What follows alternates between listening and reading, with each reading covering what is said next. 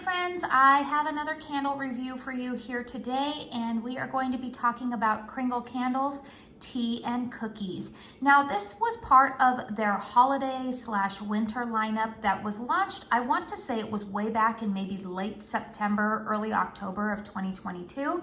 I initially tried out this scent by picking it up in the daylight format. Now this candle is available in the 3-wick 100% soy. That is what you are looking at right now. It is also available in the 2-wick large and medium sized jars.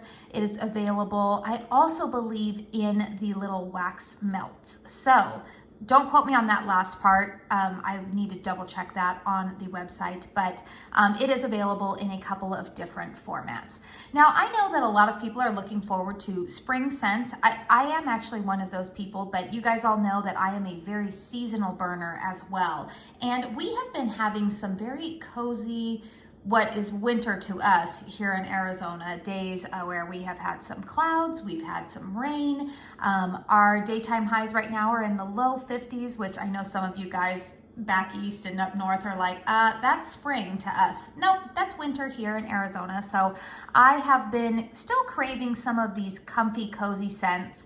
And I knew when I initially purchased this candle that it would be one that I would likely want to start burning in the month of January.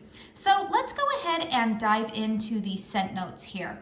The top notes of this are marshmallow, butter, sugar. The mid notes are cinnamon, nutmeg, and jasmine.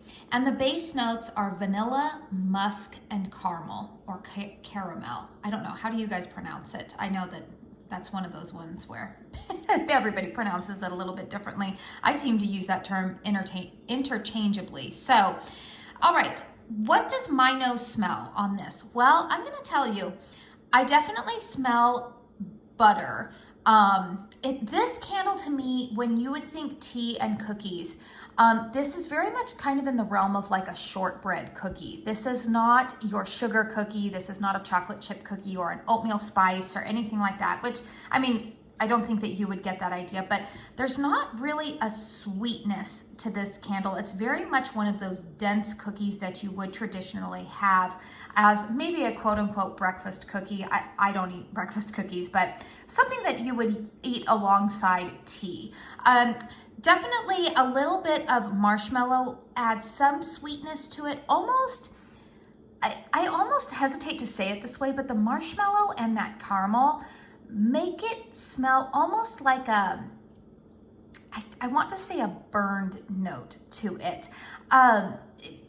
Without that being a bad thing. I don't mean it in a bad way, and it doesn't smell like a burned cookie.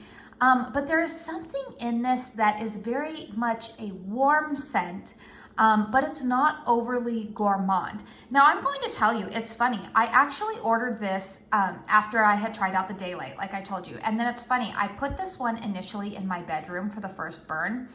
And the first burn, I was regretting it. I was like, oh, I don't like this scent. What happened? I liked it in the daylight. I am not liking this. And I thought, oh no, because it just smelled, not sour is not the word that I am looking for, but there was something about it that I just didn't like. Whether it was too buttery, too caramel, I think it's caramel. I think it's that scent note that sometimes I struggle with because I either really enjoy it or I find it an off-putting to my nose. And so initially I was like, ooh, I don't like this. However, as I have burned it a little bit more and I also changed the location of where I was burning it, I have found that I am actually enjoying it a lot more. So as I have burned it, once I got past those first 2 burns, I will say that I started to smell a little bit more of kind of a vanilla note in there. It just seemed, whatever that kind of sour, overly strong buttery caramel note seemed to die down as I got further into the burn. With each successive burn, it seems to have calmed down a bit. Now I still do smell a bit of that marshmallow. I don't really smell a ton of cinnamon. I do get a hint of that nutmeg. Jasmine, I don't really pick up a floral note in here, but I do get a little bit of a muskiness, and I still go back to maybe marshmallow scent. I kind of associate with it being kind of a, not a smoky fire scent, but there is something about this that does give me a little bit of a vibe of being near a fireplace, even though there's no smoky notes listed in this. I don't know. You know, scent is very difficult to describe sometimes because, you know, all of our noses can pick up on different things, but I'm just sharing with you what my nose smells. So, like I said, initially I burned this one in my bedroom and I didn't like it. I did end up moving it into my living room, and I will tell you that I have enjoyed it far more there. Now, the reason I think that I have enjoyed it there is because the scent just seems a lot lighter. Obviously, it's a larger room. It has higher ceilings. For reference, I have about a 1,700 square foot single story home, but it is open concept, and my living room, like I said, does have high ceilings. So I typically like to test out candles both in the living room and then also in my master bedroom, which has a little bit lower ceilings, obviously a much more closed concept, smaller room, to give you guys a good idea of the strength and throw, and also for my own nose to be able to assess that. I will say that the strength of this candle, it's not a powerhouse. The strength of this candle, I would say, is about a 5.5. It's not a super strong candle, but it is strong enough that I don't care for it in a closed concept because the scent seems a little bit too strong in there. The throw on this is about a 6 to a 7, I would say. It fills up my living room nicely enough, but because the strength of it is only around a 5, it's not overwhelming and it's not going to knock my socks off. I actually found that, like I said, I've just really been enjoying it much more in my living room. It doesn't carry over into the bedrooms. It honestly doesn't even really waft too much into the kitchen when I have it burning in the living room. I am very curious to burn this candle alongside another Kringle candle that I just recently picked up. Spoiler alert, you will see this in my Kringle haul coming up this weekend. I did pick up herbal tea because I know a lot of people have raved about that scent. I'm not sure if that one was a new release last spring, I want to say. I could be totally wrong in that, but I'm curious to burn them together so that way I get that really authentic tea and cookies vibe. But yeah, as far as the performance, it has been, I shared with you the strength and throw. The wax pool you can see in front of you there. Typical, clean burn, no problems at all with the 100% soy formula. If you are new here, you probably do not know this already, but if you have been with me for a while, you guys know I absolutely rave about the cleanliness of this soy formula from Kringle.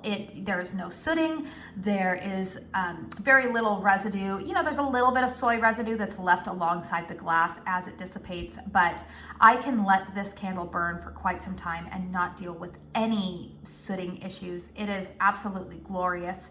I am so excited that Kringle has decided to bring this 100% soy formula into their 3 wicks. And the jar design on here, it's kind of this painted design. I think it's very sleek, very, not modern, it's cozy, but just kind of brings things up a notch. I will say that the 2-wick tumblers also have some beautiful packaging. I think Kringle does packaging very well at an affordable price point. So kudos to you, Kringle. Will I repurchase this candle? You know what? I honestly think I may reconsider purchasing it maybe later on this year as we head back into another winter season. This is not a candle that I see myself really burning past maybe March. I might, you know, finish this one up here in the month of January or save it for February. But this is a good winter morning candle for me. And it's also really good if you maybe want a gourmand type of cookie scent, but you find a lot of them to be too sweet or cloying. If you tend to prefer scents that are a little bit more along that shortbread note, then I think that you will really enjoy this one.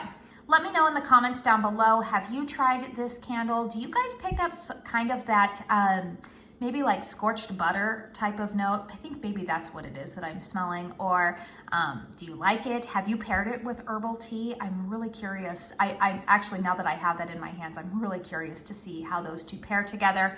But yeah, let me know down below if you like this one. Just a reminder that if you are not yet subscribed to my channel, I would love for you to hit that subscribe button and join our little community that we have here. I like to talk about predominantly candles here on my channel, and I mix in a little bit of beauty here and there. I have a new series that I have going on every Saturday where I talk about 3 candles and 3 beauty products. I also try to give in-depth candle reviews like this one once I hit the halfway point of burning a candle. So yeah, just a bunch of just little fun hobby content here on my channel. I am unsponsored, so all of my opinions are authentic and honest, and they are genuinely my own. Don't forget, if you liked this video, please hit that thumbs up button, and until my next video, you guys, I hope you all go out and have a very blessed day. Bye.